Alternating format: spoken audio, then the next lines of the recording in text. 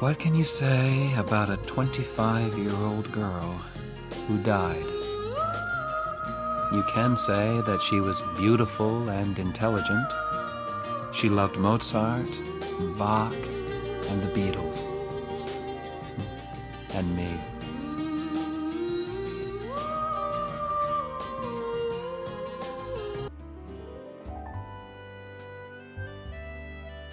The Rosetto Mystery.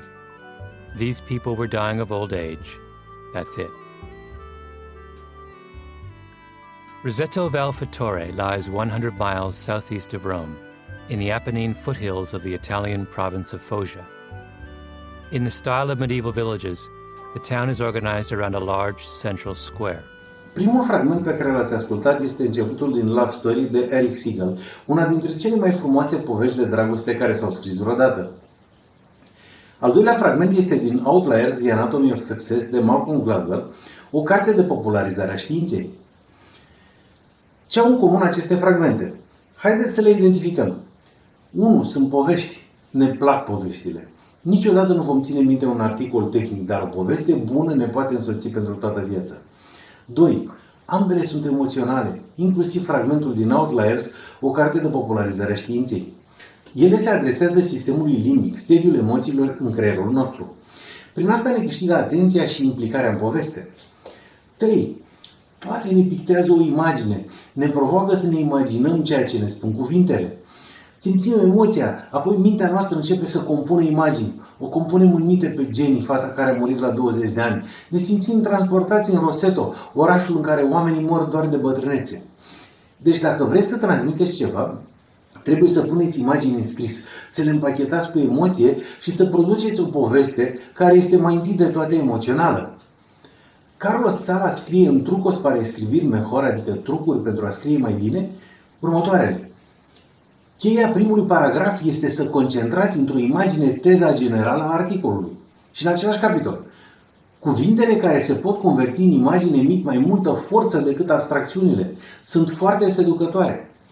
Dacă vreți un rezumat al Love Story, acesta este chiar în primul paragraf. Dacă vreți un rezumat al capitolului 1 din Outliers, acesta este în titlul și subtitlul capitolului.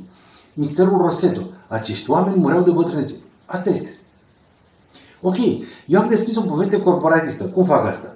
Și trebuie să încep prin a-l prezenta pe directorul general. Cum fac asta? Modul cel mai întâlnit este ceva de genul. Domnul Octavian Ionescu este director general al ACME.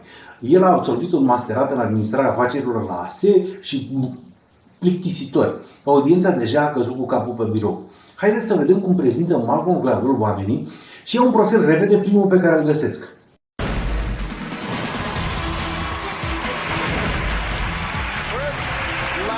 Meet Chris Langan, who many call the smartest man in America. The camera did a slow pan of a stocky, muscular man in his 50s. The average person has an IQ of 100, the voiceover continued. Einstein, 150. Chris has an IQ of 195.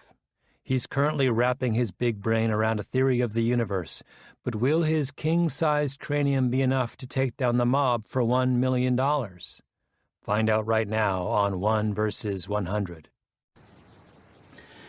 Gladwell nu începe cu studiile sau cu locul de naștere sau locul de muncă al lui Chris Langan. Nu.